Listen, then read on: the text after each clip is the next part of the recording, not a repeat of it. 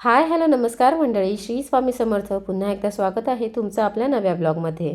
तर आजची सुरुवात झाली माझ्या ह्या फेवरेट अशा आलू पराठा आणि गरमागरम चहाने. नाश्ता करून तयार होऊन आम्ही निघालो पोखरबावच्या गणपतीचे आणि देवकुणकेश्वराचे दर्शन घेण्यासाठी. गणपती बाप्पाचे मंदिर आमच्या होमस्टेपासनं काहीच अंतरावर होते. गणपती बाप्पाचे छान दर्शन घेऊन त्याच मंदिराच्या तळाशी आहे एक शंकराचं स्वयंभू देवस्थान. इथल्या या परिसराचा आल्हाददायक अनुभव जर तुम्हाला घ्यायचा असेल तर तुम्ही पावसाळ्यात नक्की या मंदिराला व्हिजिट करा.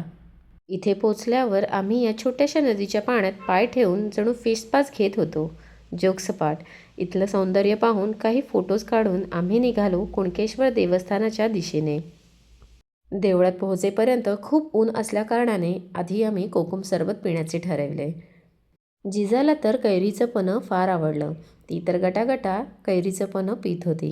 थोडं रिलॅक्स होऊन आम्ही निघालो मंदिराच्या दिशेने. एवढं ऊन असताना देखील मंदिरात भक्तांची रांग लागली होती. माझ्या मैत्रिणी रांगेत उभ्या होत्या तोवर मी मंदिरातील बाकीच्या देवांचे जाऊन छान असे दर्शन घेतले, कारण आज आम्हाला अजून एका ठिकाणी जायचं होतं.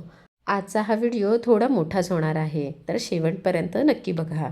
आतापर्यंत जेवढी गावं मी फिरली आहे त्यापैकी देवगड हे एक आहे जिथे मला वळणावळणावर बरीच अशी देवांची मंदिरं पाहायला मिळाली. बाकीच्या देवांचे दर्शन घेईपर्यंत आमची रांग पटापट पुढे सरकत होती आणि आम्ही रांगेत असताना मुलं खेळण्यात दंग होती. तर इथे बाबा आणि लेकीची मस्ती चालू होती.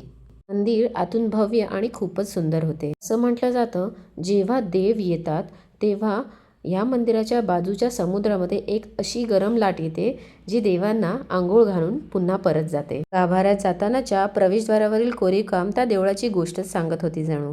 गाभाऱ्यात मोबाईल अलाउड नसल्याकारणाने मी जेवढं होईल तेवढंच देवाचे दृश्य मोबाईलमध्ये कॅप्चर केलं आणि डोळे भरून देव कुणकेश्वराला पाहून दर्शन घेऊन गाभाऱ्यातून निघालो. मंदिराच्या आवारात काही आठवणी कैद केल्या, थोडी शॉपिंग केली आणि निघालो आमच्या होमस्टेवर. दुपारचं छान जेवण करून आराम केला आणि संध्याकाळी निघालो एका बीचवर. पण बीचवर जाण्याआधी आम्ही गेलो गजबादेवीचे दर्शन घेण्यासाठी. ही देवी या गावाची ग्रामदैवत आहे. दर्शन घेतले आणि तिथून समुद्राचे छान दृश्य पाहिले आणि निघालो बीचवर.